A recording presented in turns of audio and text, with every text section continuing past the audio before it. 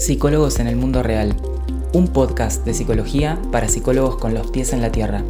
Si recién te recibiste de la carrera de psicología y no sabes por dónde empezar, tenés muchos miedos y dudas sobre cómo es la práctica y cómo vas a desarrollarte como psicólogo, este podcast es para vos. Soy el licenciado Nicolás Piragine y te invito a descubrir una forma práctica y concreta de pensar a la psicología. Para no perderte ninguna novedad y recibir nuestro contenido exclusivo, te invito a suscribirte al newsletter. Si no sabes por dónde empezar a estudiar psicología científica y basada en evidencia, te recuerdo que tenemos un ebook gratuito y súper completo que te ayudará a empezar en forma eficaz y ordenada. Encontrarás los links a estos recursos en el episodio. Sin más preámbulos, comenzamos el episodio de hoy. Bienvenidos al episodio número 2 de Psicólogos en el Mundo Real, el podcast de Eduquera Psicoterapias. El episodio anterior estuvimos charlando bastante sobre la carrera de psicología, las cosas que sentimos al recibirnos. Fue un episodio prueba piloto y de presentación, donde me pude dar a conocer, presenté un poco mi historia y mi recorrido en todo esto de ser psicólogo y recibirse y trabajar como psicólogo y demás.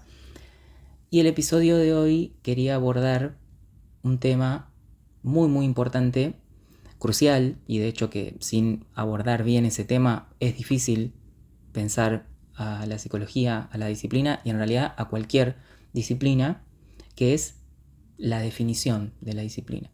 Entonces por eso el episodio de hoy se llama ¿Qué es la psicología? Fíjense que primero me gustaría plantear por qué importa esta pregunta.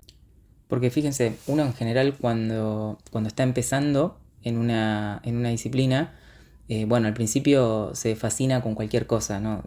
Uno siempre está como, uy, qué interesante esto, qué interesante el otro, cuántas cosas que hay dentro de la psicología, aprendí un texto en un autor, una teoría, algo nuevo, qué interesante todo lo que estoy viendo. Pero probablemente no se haga esta pregunta en profundidad de qué es la psicología, ¿no? Si bien al principio de la carrera, en el ciclo básico común, en general se comienza con esta pregunta de qué es la psicología y hay una unidad que se llama así y vemos distintos autores y eso es muy importante, pero no hay una definición unívoca de psicología. Eso es lo primero que nos damos cuenta, que hay muchas teorías, muchos autores, muchas formas distintas de ver la psicología y parece que no hay una sola forma de ver la psicología. Si bien, cuando uno recién empieza, o si alguien le dice a otra persona, bueno, la psicología, sí, la psicología, dice la otra persona, porque entendemos que es una palabra de uso común y intuitivamente cada uno tiene su definición de psicología, ¿no? Uno diría, bueno, no hay que definirla, es obvio que es la psicología, igual que la medicina, igual que la biología. No es tan obvio y no es tan fácil tampoco de definir. Y tenemos todo un drama dentro de la disciplina, en lo cual si ustedes ven la historia de la psicología y la historia de la disciplina, ven que el objeto de estudio no es preciso, no se puede precisar bien el objeto de estudio. Y vamos a ver por qué esto es importante, porque eso es lo que quiero marcar al principio, tratar de compartirles la importancia de plantearse esa pregunta. Porque uno dice, bueno, no, ya sabemos todos lo que es la psicología. Piensen ustedes mismos qué es la psicología, intenten una definición y van a empezar a salir algunas ideas que probablemente todos más o menos vamos a compartir, pero muchas van a ser diferentes. Muchas de esas cosas que se les van a ocurrir van a ser diferentes. Algunos van a decir, bueno, para mí es el estudio de la conciencia. Ok, sí, eso suena como que debe ser algo que hace la psicología. Para mí es el estudio de la conducta y del comportamiento. Sí, bueno, eso también suena como que es algo que hace la psicología. Para mí es el estudio de la mente. También me suena haber escuchado mente, conciencia, comportamiento con psicología. Para mí es el estudio de los procesos mentales. Bueno, también suena coherente esa definición. Para mí estudia las emociones, los pensamientos y las conductas. Bueno, también suena coherente todo eso. Pero si profundizamos un poco más, nos vamos a dar cuenta que no sabemos bien a qué se refieren cada uno de esos términos. ¿Qué sería conducta? ¿Qué sería comportamiento? ¿Qué sería mente? ¿Qué serían procesos mentales? ¿Qué serían las emociones? ¿Qué sería la conciencia? ¿O qué sería el inconsciente también? Entonces, como vemos, hay múltiples definiciones de la psicología o distintas formas de plantear el objeto de estudio de una disciplina. ¿Y por qué esto es problemático? Y bueno, porque el objeto de estudio de una disciplina es lo que nos dice qué tenemos que estudiar y básicamente es a qué nos dedicamos. O sea, nos vamos a dedicar a estudiar qué. O sea, ¿por qué se justifica que exista la psicología como existe la biología o la química o la física u otras disciplinas?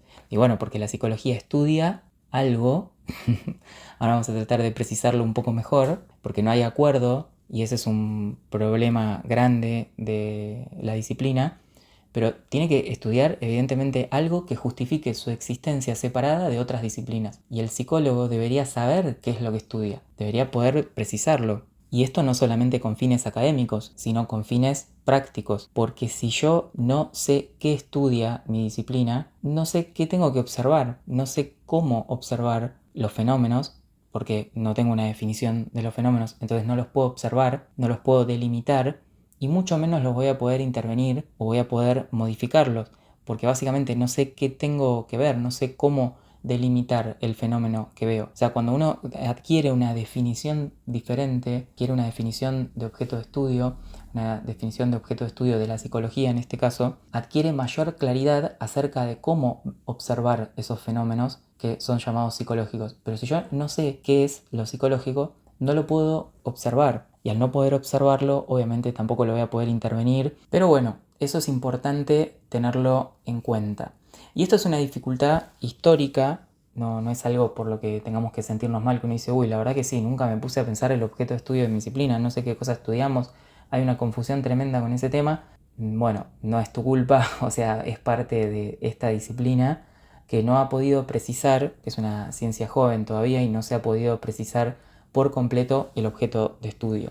Históricamente, ustedes saben que psique, que es parte de la etimología de la palabra psicología, es el estudio del alma, como traducción directa. Después, históricamente, y a partir de los postulados de René Descartes, que han tenido tanta importancia en la filosofía y en la psicología también, comienza esta distinción entre mente y cuerpo, estas dos sustancias que divide Descartes, y aparece el estudio de la mente, ¿no? La psicología como el estudio de la mente, como para simplificar un poco, ¿no? Pero pasamos del alma a la mente y alrededor de 1900 y un poquito más, 1915, Watson plantea algo que resulta increíble dentro de lo que es una disciplina, que es el cambio de objeto de estudio de una disciplina. Es como diciendo, bueno, no, esto no va más de estudiar la mente, lo que estudia es la conducta observable.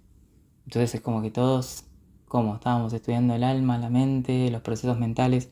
Estoy haciendo toda una simplificación muy breve, ¿no? De todo este proceso histórico, que hay un montón de autores. No está solamente René Descartes y Watson. Son un montón. En 1600 tenemos a René Descartes. Después estuvieron, por ejemplo, en 1700, en 1800, los empiristas británicos que planteaban las leyes de asociación. O sea, fue todo un camino que se vino desarrollando. En 1900 Pavlov con el funcionamiento del reflejo condicionado. También ahí tenemos en 1897 las teorías de evolución de Darwin, que se fueron filtrando también por los trabajos de Skinner. O sea, hay mucho dando vuelta, y también desde la filosofía griega, del estudio del alma y demás, hasta René Descartes, que es 1600, hay un montón de autores. Pero la irrupción de Watson diciendo que lo que hay que estudiar es la conducta observable, que tenemos que ponernos a medir, y eso, si bien Wundt ya años atrás había hecho un intento con su laboratorio de psicología y un intento de medición de los procesos psicológicos, el método que trabaja Wundt y la forma en la que plantea el objeto de estudio de la disciplina es totalmente diferente. Recuerden que Wundt trabaja con el método de introspección y no tiene nada que, o sea, para él lo que se estudia es la conciencia y no tiene nada que ver con lo que va a proponer Watson después, que es la conducta observable. Obviamente lo que hace Watson es una irrupción tremenda, porque es como que dice, bueno, no, lo único que hay que estudiar es esto observable según las leyes de la fisiología, que es la compañera hermana de la psicología, y no tenemos que olvidar de todo el resto. Y ahí, bueno, claramente que se produce una simplificación tremenda que después Skinner viene a enmendar, por decir así. Hay muchos autores más también, pero lo que nos empezamos a dar cuenta cuando hacemos esta historia de la psicología es que no hay una claridad sobre el objeto de estudio. Y cuando decimos que no hay una claridad sobre el objeto de estudio, lo que estamos diciendo es que los psicólogos no saben exactamente qué estudian. O sea, no saben definirlo, no saben definir exactamente qué es la mente, qué es los procesos psicológicos, o si son las emociones, o si son los pensamientos, o si es la conducta, o todo junto, o no sabemos. Entonces, cuando muchas veces uno tiene confusión, dice, ay, no sé cómo intervenir, me dicen muchos mis alumnos, o no sé cómo plantear un caso, no sé, obviamente que hay muchas herramientas concretas de lo que tiene que ver con conceptualizar un caso, técnicas de intervención, etcétera. Sí, está perfecto, tratamientos, pero uno muchas veces, si se pone a analizar más en profundidad, lo que nota es que en la raíz de las confusiones, la raíz más principal de las confusiones es no tener una precisión sobre qué cosa estudiamos. Entonces, cuando uno no tiene precisión sobre lo que estudia, cualquier cosa me puede servir, cualquier cosa me suma, y aparecen también estas ideas de, bueno, cuanto más cosas mejor, cuanto más combinemos cosas mejor, porque está buenísimo y damos más herramientas al paciente, lo cual nada que ver, ya tendremos tiempo para dedicar un episodio completo al eclecticismo y de poder diferenciar el eclecticismo técnico de las filosofías, de las ciencias que están implicadas, que es un poco lo que estoy tratando de hablar hoy. Pero ustedes saben que toda disciplina que se precie de tal, y esto no es solamente para los investigadores o solamente para aquellos académicos, no, esto de qué es la psicología es algo para quien está en la academia, para quien está en la facultad investigando o está en un laboratorio, esto yo necesito algo más concreto porque yo estoy en el consultorio, en el día a día. No, esto también sirve para eso. Obviamente la aplicación de la filosofía es en la forma en la que vas a entender y ver las cosas. Es algo que se va a ir filtrando en cómo vos entendés todo lo que estás haciendo, en cómo entendés la intervención, en cómo entendés las técnicas que estás leyendo, en cómo entendés los tratamientos. Todo se va filtrando primero desde ahí, desde qué es lo que yo tengo que observar, poder discernirlo. Porque fíjense que no es tan fácil discernir, por ejemplo, lo biológico de lo psicológico. No dice, bueno, un latido del corazón es algo biológico, porque está latiendo el corazón, una taquicardia, por ejemplo, es una cosa que se tiene que ocupar un médico. Pero sin embargo nosotros sabemos que hay algo que se llama pánico o ataque de pánico o ansiedad, que justamente entre otras cosas, porque puede presentar distintas manifestaciones fisiológicas, no solo la taquicardia, pero esa es una de ellas que se presenta con mucha frecuencia. Entonces, ¿cuándo la taquicardia es psicológica y cuándo es biológica? Esa es una pregunta que nos tenemos que hacer. Y no es solamente, bueno, le mando al médico a ver si tiene patologías coronarias o no, que también. Pero primero tengo que entender, porque uno es psicológico y el otro no, pero al mismo tiempo el psicológico está en el cuerpo. O sea que el límite entre lo biológico y lo psicológico es un límite que no es tan fácil de precisar tampoco, como vemos en el caso de ansiedad o de las emociones que tienen un fuerte componente corporal o fisiológico. Entonces fíjense, vamos a recapitular un poco lo que vimos hasta acá del episodio. La psicología es una ciencia joven que tiene y ha tenido una gran dificultad de precisar su objeto de estudio, es decir, de poder decir qué es lo que tiene que estudiar, cómo debe estudiarlo, porque recuerden que además de qué tengo que estudiar, después una ciencia se tiene que plantear el método de cómo lo va a estudiar. A la psicología le ha costado precisar el objeto de estudio, incluso se da una situación histórica paradigmática con Watson en 1915 irrumpiendo y cambiando el objeto de estudio de una disciplina, algo totalmente inusual, y nos encontramos hoy con muchos de nosotros en estados de confusión. Yo creo que los estados de confusión, de no claridad y de falta de entendimiento de muchas de las cosas que tienen que ver con la psicología parten porque nunca nos hicimos bien esta pregunta y no tenemos forma de precisarla de qué es básicamente lo que nosotros estudiamos. Fíjense que si uno dice, no, pero eso no sé si me voy a plantear esa pregunta, porque es lógico lo que es la psicología, es el estudio de la mente, no es tan lógico, pero supónganse que lo fuera y que uno dice, bueno, yo me pongo a investigar, me pongo a hacer las cosas así, más o menos, porque es intuitivo lo que es la psicología, todos sabemos lo que es. Si hacemos eso, aunque creamos que no, que estamos partiendo desde lo lógico, de lo que todos consensuamos que es la psicología, que más o menos son los procesos mentales, que no sé qué, que el comportamiento está también, las emociones, un poco de aquí, un poco de allá,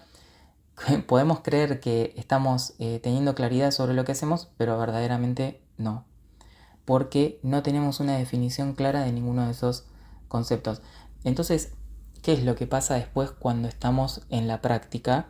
Que es muchas veces lo que los chicos me vienen a consultar y lo que saben que en Eduquera tenemos un curso de intervenciones y que trabajamos mucho la cuestión de la práctica. Pero yo arranco por acá. arranco todo lo que tiene que ver con la formación, con el módulo 1, que son los fundamentos, es lo único que te va a permitir tener claridad sobre lo que haces como psicólogo.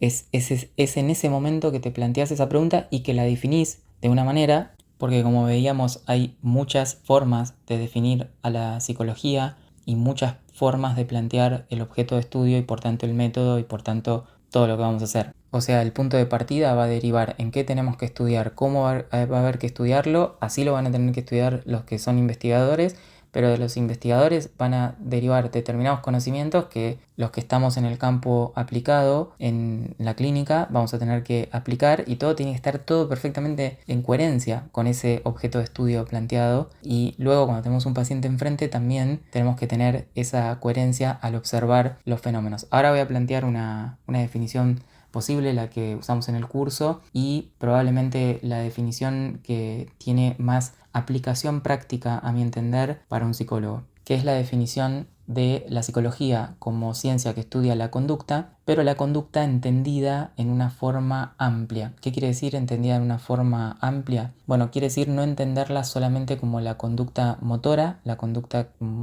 que se ve, que las cosas que hace un organismo cuando se mueve, que son las cosas que vemos, sino cualquier actividad del organismo que surja dentro de un contexto. Si es pensar será esa actividad, si es recordar, si es emocionarse, si es moverse con el cuerpo y hacer algo de forma motora, también será eso. Cualquier actividad, completa actividad, quiere decir todo el organismo junto, ¿no? Por eso es tan común esa definición de conducta, es todo lo que un organismo hace, ¿sí? Más allá de que después podemos cuestionar un poco la definición o la definición precisa de conducta, o bueno, el interconductismo plantea otras cosas, o hay muchos ángulos para poder entrar a esta cuestión y muchas formas de verlo, incluso dentro de lo que sería el conductismo, pero sí esta es probablemente la definición más pragmática, más práctica de todas. Es muy práctica porque es directamente trasladable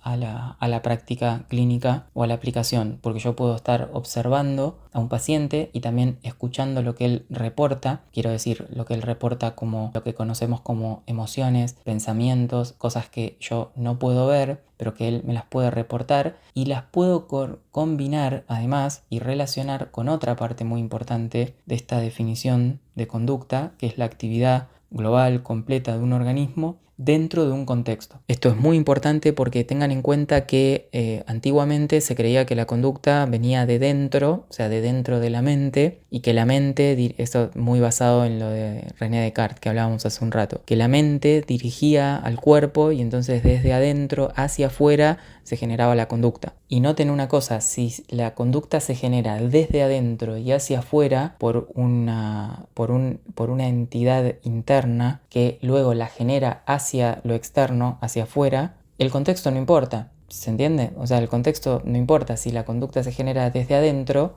si bien obviamente hay un montón de filósofos que plantearon la importancia del contexto, pero no como directamente algo que causa la conducta, sino como que bueno, estamos en un contexto, qué sé yo, pero yo dirijo mi conducta desde adentro. Esto nos parece como muy intuitivo. Yo, desde adentro, con el poder de la voluntad, dirijo mi conducta hacia afuera. Mi conducta externa y manifiesta la dirijo yo desde adentro, con mi voluntad o con mi pensamiento. Bueno, esto no siempre es así, no es una buena explicación.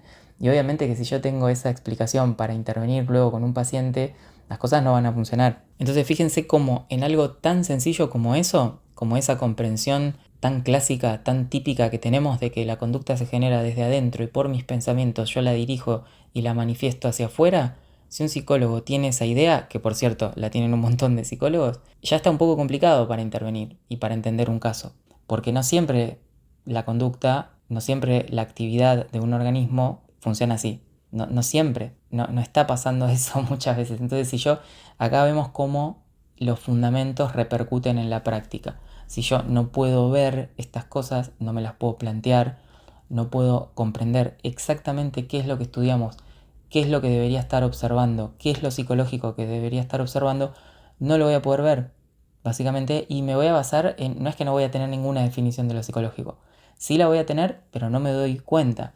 Fíjense, esto es como, la otra vez escuchaba a un colega hablar sobre el tema de la ideología y decía que muchos profesionales no querían hablar de ideología porque decían que había que plantear cosas desde la no ideología o desde ninguna ideología, que a todo esto el conocimiento científico intenta eso, intenta ser no axiológico, es decir, no valorativo, pero es cierto lo que decía este colega en algún punto, decía que no se puede no tener ninguna ideología, y quien decía que no tenía ninguna ideología, este era un planteo que hacía él por lo menos, era porque no se había puesto a hacer consciente, por decir así, la ideología que tenía, pero que básicamente sí tenía. Y bueno, en este sentido, si bien puede ser cuestionable el punto que marcaba el colega, la filosofía es algo así, la filosofía de una ciencia. No es que uno no se la... Si no te la querés plantear, alguna tenés. Si uno dice, no, pero no me voy a plantear esto porque más o menos yo sé lo que es la psicología, es algo lógico. Todos entendemos qué es la psicología y la verdad que no tiene sentido la pregunta, pero ya estás teniendo una definición de psicología. Seguramente es que es la mente, que son los procesos mentales que desde dentro hacia afuera generan la conducta que hacemos y todo lo que hacemos tiene que ver con lo que pensamos y ese tipo de cosas que son básicamente puntos de partida sobre las cosas. Básicamente que las cosas que hacemos tienen que ver con las que pensamos y que la conducta externa viene desde adentro y va hacia afuera. Son todas filosofías, digamos, de la ciencia, pero de la ciencia más popular. Pero igual se está teniendo una definición, solo que no se está precisando del todo. Entonces fíjense, cuando uno entra a la disciplina lo primero que quiere saber son técnicas. Bueno, cuando uno entra por primera vez no es que tiene deseos de saber algo específico, todo le parece interesante, como decíamos hace un rato. Pero después ya quiere saber técnicas, quiere saber como cosas, bueno, intervenciones técnicas, a ver técnica de esto, técnica del otro, y está como fanatizado con eso. Las técnicas comúnmente componen tratamientos, que también a veces nos podemos llegar a fanatizar con tratamientos o protocolos. Bueno, después con modelos, que dentro de los tratamientos están dentro de los distintos modelos de terapia que tienen distintos protocolos y demás. Entonces es como que estamos muy interesados en como más la parte superficial de la psicología al principio, por decirlo así. O sea, nos interesan las técnicas o los modelos o los autores o las teorías, pero detrás de todos esos autores, detrás de todas esas teorías, detrás de todos esos modelos, debajo de todo, ahí muy en el fondo, pero es lo que está en la base más que en el fondo, abajo de todo, sosteniendo todo, esas técnicas, esos modelos, esas investigaciones, esas prácticas, esos protocolos. En la base hay una determinada filosofía, es decir, una determinada forma de entender el fenómeno. Si nosotros podemos llegar a verla, si nosotros podemos ser conscientes de la filosofía de la ciencia que está implicada en lo que hacemos, vamos a tener mucha más claridad en la disciplina, vamos a sentirnos más seguros.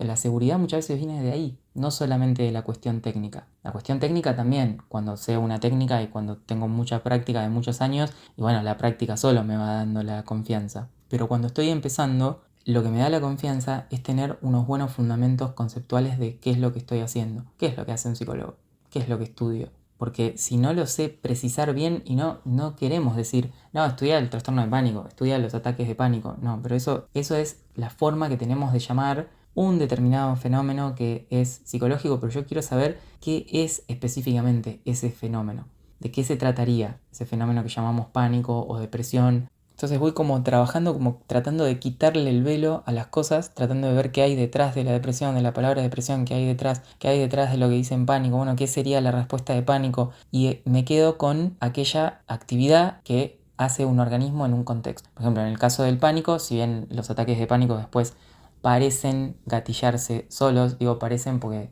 no es que son sin estímulos, sino que el paciente lo que le ocurre es que muchas veces la respuesta propia del cuerpo, la respuesta fisiológica, se condiciona, entonces responde a sus propias respuestas fisiológicas. Pero entonces, claro, como las respuestas fisiológicas las llevas a todos lados, cualquier mínima variación que estás monitoreando puede producir la respuesta llamada de pánico, que no es ni más ni menos que una hiperactivación fisiológica frente a determinados estímulos que pueden ser interoceptivos. Esto es muy interesante porque el contexto, entonces, vieron que dijimos que estudiamos la actividad global de un organismo dentro de un contexto, y la verdad es que nuestro propio cuerpo es un contexto también. Ahí tenemos que dejar para otro episodio probablemente una definición de contexto, porque comúnmente también es entendido en sentido muy, muy básico como, bueno, donde yo me encuentro, ¿no? El lugar al que me rodea. Y está bien, evidentemente esa es una definición posible de contexto, pero si estamos hablando de que hay algunos estímulos que generan determinadas respuestas que podemos llamar de pánico, y que esos estímulos pueden provenir del propio cuerpo, en ese caso el contexto está siendo mi propio cuerpo,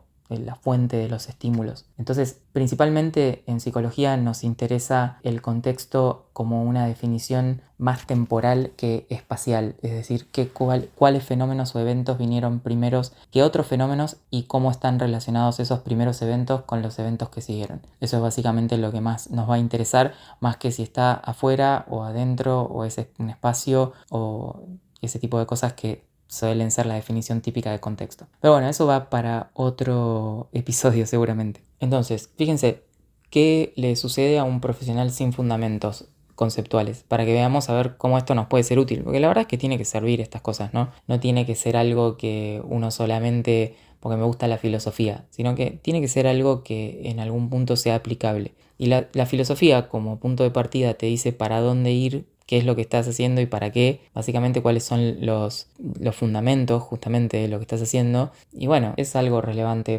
para ver, así que no tiene que ser algo que sea como, bueno, esto hay que verlo porque dice alguien que hay que verlo, pero la verdad es que no le entiendo el sentido. Tenés que encontrarle un sentido porque lo tiene y te va a dar mucha utilidad. Por ejemplo, un profesional que no se haga estos planteos, ¿no? Y ve un trastorno de ansiedad, ¿lo puede observar? ¿Lo puede distinguir? Sí, lo va a distinguir. Si estudió el DSM y le dicen que, no sé, trastorno de pánico puede presentarse con distintos síntomas que son taquicardia, transpiración, opresión en el pecho, sensación de mareo, etcétera, etcétera. Obviamente que si un paciente te comunica eso, lo vas a notar. Y si te dijeron más o menos cuál es un tratamiento, también más o menos lo vas a poder aplicar. Pero cuando tenés estos conocimientos y te planteaste los fundamentos conceptuales de tu disciplina, tenés varias ventajas. Primero, tenés una ventaja de sabés con mayor precisión a dónde apuntar la intervención. Porque como tenés una buena definición de la psicología, entendés a la conducta desde esta perspectiva amplia como toda actividad que hace un organismo dentro de un contexto, es decir, esta actividad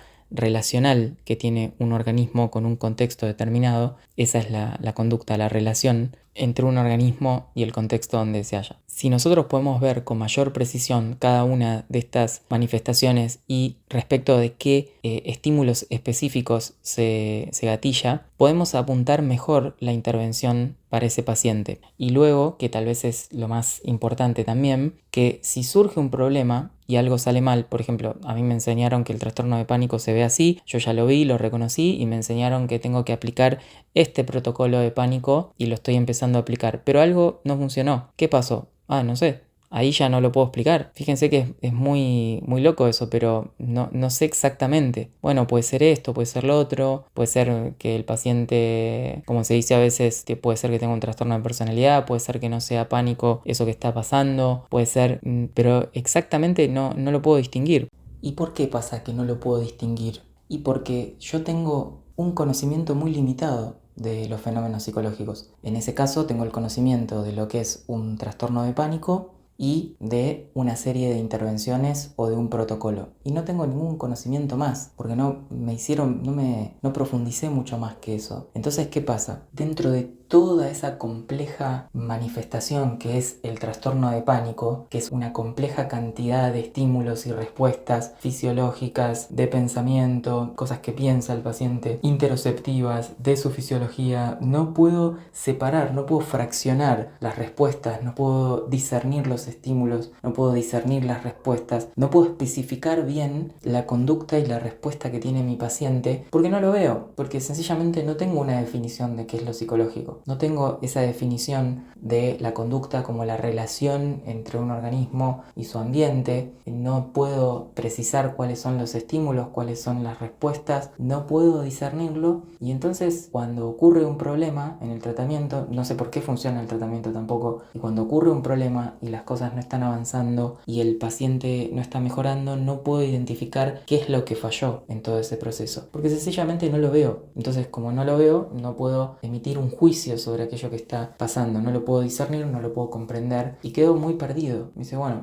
para este paciente no funcionó el tratamiento. Pero una pregunta que siempre nos tenemos que hacer en el fondo de todo es ¿por qué? Tanto por qué funcionó como por qué no funcionó. ¿Por qué no funcionó? O sea, ¿qué es lo que faltó? Pero para yo poder entender por qué no funcionó o por qué sí funcionó, tengo que ir primero a la base de todo, que es comprender qué es el fenómeno psicológico que yo estoy interviniendo. ¿Qué es específicamente? Porque así trastorno de pánico es un montón de respuestas que están bajo la etiqueta de trastorno de pánico que ocurren en una serie de circunstancias. En algún momento ya se da automáticamente, se dan solos. Parece que se dan solos, parece que son sin estímulo. Entonces, ¿qué psicólogo va a poder en toda esa situación discernir exactamente este tratamiento no está funcionando porque este motivo, por este otro motivo? Bueno, lo va a poder hacer un psicólogo que pueda discernir exactamente el fenómeno psicológico que está tratando. No solamente que tenga la noción de la etiqueta, no solamente que tenga un determinado protocolo de tratamientos, sino que tenga noción exactamente de cómo observar los fenómenos psicológicos en general, no solamente observar el trastorno de pánico, que ese es un problema que muchas veces tenemos cuando empezamos a intervenir o empezamos a trabajar. Tratamos de observar trastornos,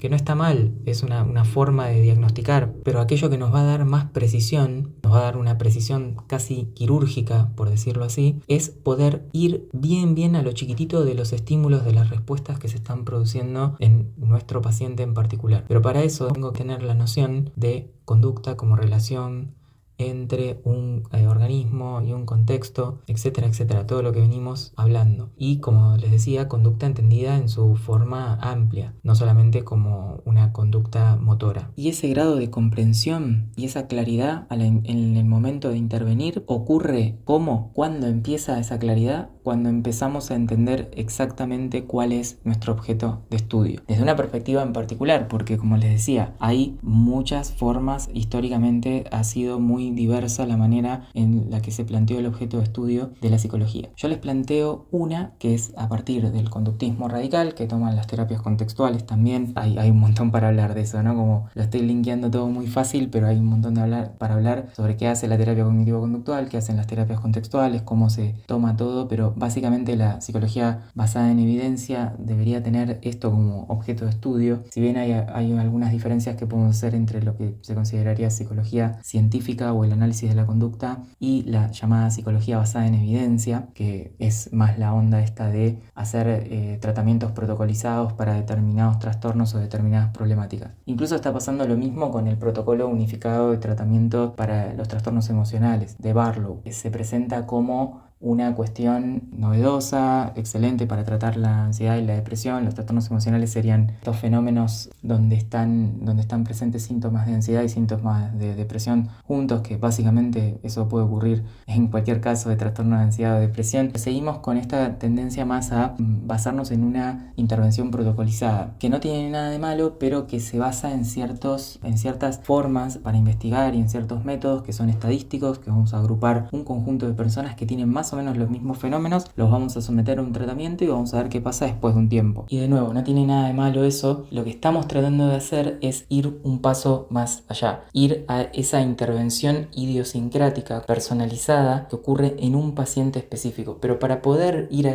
ese nivel de intervención de una manera práctica, concreta, como decimos un poco que es el objetivo del podcast y de Eduquera, tenemos que partir de una buena definición de la psicología. Si no, es imposible. O sea, si yo tengo una definición de la psicología que es totalmente abstracta y compleja, todo lo que va a salir de ahí es abstracto y complejo, o sea, porque es mi punto de partida. Es como, yo puedo usar la tecnología más eficiente del mundo, puedo traer la inteligencia artificial más eficaz del mundo, combinarla con robots, con androides, con metodología farmacológica, experimental, traigo a todo el mundo a estudiar, pero si el punto de partida está mal, o sea, como yo estoy pensando en la psicología está mal, va a estar todo el resto mal. O sea, por más que yo tenga la tecnología más importante del mundo o más avanzada del mundo, lo que acá estamos buscando es un punto de partida concreto, un punto de partida correcto si se quiere, un punto de partida científico, porque no hay un punto de partida correcto o incorrecto. O sea, ¿cuál es nuestro punto de partida más científico posible? La parte buena de todo esto es que ese esfuerzo será recompensado, por decir así, el esfuerzo en poder pensar cuáles son las bases de nuestra disciplina qué es lo que estudiamos, será recompensado, por decir así, en claridad, en tranquilidad, en claridad de lo que estoy haciendo, en comprensión de lo que estoy haciendo, porque entiendo cuáles son los mecanismos subyacentes a los tratamientos, a las intervenciones, a esos llamados trastornos. Puedo entender a qué se está refiriendo con cada cosa de esas que en los libros tienen distintos nombres que son los que me confunden. Cuando tengo una buena definición de psicología, cuando tengo unos buenos fundamentos conceptuales, todo lo voy filtrando, todo lo que voy escuchando con distintas palabras que me generan confusión, que me generan estar en un estado de intranquilidad muchas veces, porque realmente es como que no sabemos por dónde empezar con todo lo que hay. Ahora lo empiezo a filtrar por unos determinados fundamentos conceptuales, que es la psicología entendida como la ciencia que estudia la conducta, y la conducta tiene una definición también específica. Y por específica no quiere decir reduccionista, ni mucho menos. Como dijimos, es una definición amplia que abarca cualquier actividad que hace un organismo en un contexto determinado. Bueno, muy bien, llegamos hasta aquí por hoy porque hay muchísimo por hablar sobre estos temas. Como verán, la palabra conducta, contexto, todos los trastornos, intervenciones, protocolos, pánico, todo un montón de cosas que mencionamos, se podría seguir profundizando 20 horas más en cada tema. Pero obviamente no nos da ese tiempo. La idea era plantear la importancia de la pregunta ¿qué es la psicología? Y empezar a pensarla desde la ciencia que estudia la conducta, pero no quedarnos solo con decirlo, bueno, sí, es la ciencia que estudia la conducta, porque conducta es una definición amplia. Bueno, pero ¿entendés exactamente qué quiere decir eso? Porque es la profundidad de entender eso la que te va a llevar a que tengas más claridad sobre lo que estás haciendo. Un poco ese era el objetivo del episodio de hoy. Muchísimas gracias por acompañarme hasta aquí. Espero que estén disfrutando de estos episodios y de este podcast de Eduquera que dimos en llamar Psicólogos en el Mundo Real. Acuérdense que está disponible el ebook de descarga gratuita para seguir profundizando en todos estos temas. O sea, todo el ebook profundiza en estos temas. Todo lo que estoy haciendo acá como trabajo en el podcast también. Y todo lo que hacemos en Eduquera profundiza en estos temas, porque la idea es tener más claridad en la conceptualización, más claridad y simplificación en lo que hacemos, no más complejidad y para no entender bien las cosas. Así que recuerden que está el ebook gratuito, que pueden descargarlo en los links que figuran acá en la descripción de este episodio o del podcast, búsquenlos, están los links de Eduquera y si no lo pueden encontrar en la cuenta de Instagram eduquera.psi. Nos vemos la próxima. En realidad nos escuchamos, ¿no es cierto? Diríamos la próxima. Espero que estén disfrutando de estos episodios y les deseo una excelente semana. Chau, chau.